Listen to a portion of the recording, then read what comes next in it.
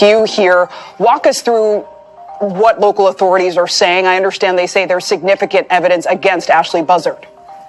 Yeah, so talking about significant evidence, and interestingly, this case is charged as a premeditated murder. So we're talking about planning and preparation, which is what local authorities have said in a press conference, that they have significant evidence to show that Ashley Buzzard engaged in this conduct, killed Melody Buzzard in a premeditated fashion. We also know that there are special circumstances to these first-degree murder charges. Lying in wait and discharge of a firearm causing death. Lying in wait is generally going to mean the gunshot came from behind.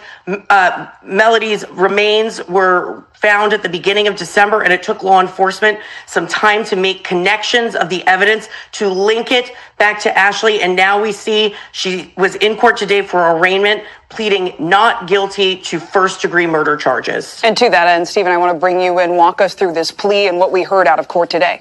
Yeah, just such a tough case, seeing pictures of young Melody here and then hearing what is accused, what her mother is accused of. We did hear from Misty there, the arraignment just wrapped up with Ashley pleading not guilty to first-degree murder. And our producer in the courtroom described the audience there, the people in the courtroom, as groaning or gasping whenever that plea was made of not guilty, in part because so many people in that community feel directly connected to this, because it started with a missing persons case back in October.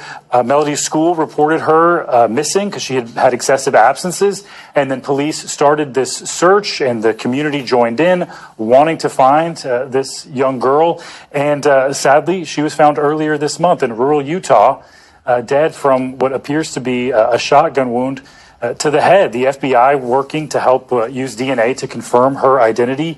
Just each step of the way, each new detail seems more horrifying than the last. And that would help explain the groans that were heard in the courtroom today. And to the point of location, Stephen, right, you mentioned she was found in Utah. Misty, why exactly is this trial happening in California? So this is actually very unusual. You're usually going to see murder charges brought in the state where the authorities believe the murder occurred, and authorities have said that they believe it happened sometime between traveling through the Colorado-Utah border, and ultimately the body was found in Utah.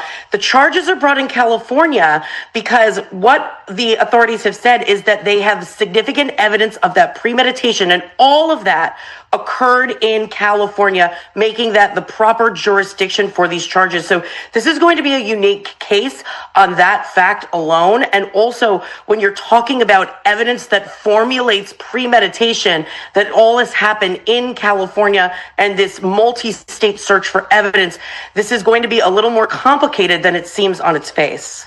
All right, Misty Maris.